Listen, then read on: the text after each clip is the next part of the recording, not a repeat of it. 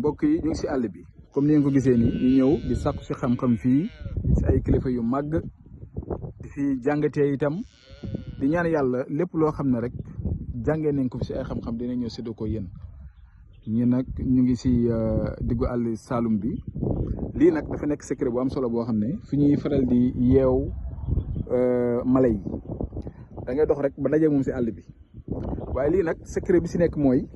dañ see war a dajeek lu tollook ñett parce que ni ngeen gisee ne gis nga li ma zoom ne le lii boo xoolee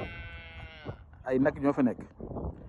mbaar moo xamante ni maanaam du sore ak lii gis ngeen ko lii boo si amee lu tollook ñett amul lu munut secret boo xam ne la moo si nekk suuf si boo ñëwee tibb si suuf si si digg bi nga ñëw tibb suuf si si digg bi nga dem ba sa mbaar ma itam tibb suuf sa digg ba foofu noonu incha allahu rabbi nga jël ko ut benn morceau bu weex bi nag soo ko utee da nga koy fas maanaam da ngay jël suuf noonu nga tibb si fii ak fële waaye nag su boobaa itam da ngay am fii am fee demaat si beneen bërëb amaat fii amaat fële ba mu man ñetti bërëb comme ni ma leen ko waxee sànq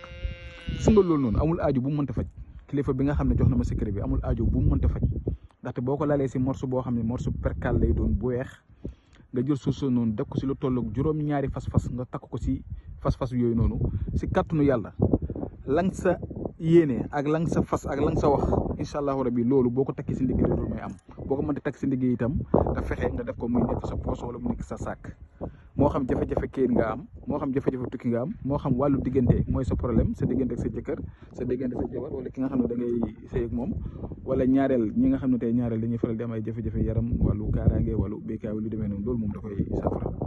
moo waral nag comme bi ma ñëwee ba tombee ko ñu jàngal ñu ko ñu xam ko ma ne nag du ma ko téye man kese danaa ñëw séddoo ko yéen pour ñi nga xam ne ñaareel dañuy bëgg a def istixaara seetlu seen mbir mu ngeen yónnee message si numéro 76 605 63 19 am na whatsapp bu ko defee ñu seetal leen seen mbir ndax doomu aadama bi itam war na di xool ay mbiram xool fan nga toll xool li lay yàqal ak li nga xam ne tey mi ngi ñëw te xamoo ko dégg nga bu ko defee loolu nga mën si mucc si cat ak làmmiñ ko def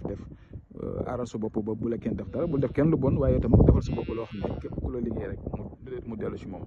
waaw kon tey lii laa ne indiloon ngeen fas yéene koo def nag te ngeen partagé ko pour ñëpp mën see jëriñu mbir muy yéeme la bu am solo la te kilifa ñu moo ñu ko jox moo war a ñu ñëw séddoo ko ak yéen kon ñu ngi noonu asalaamaaleykum wa rahmatulah wa barakatuh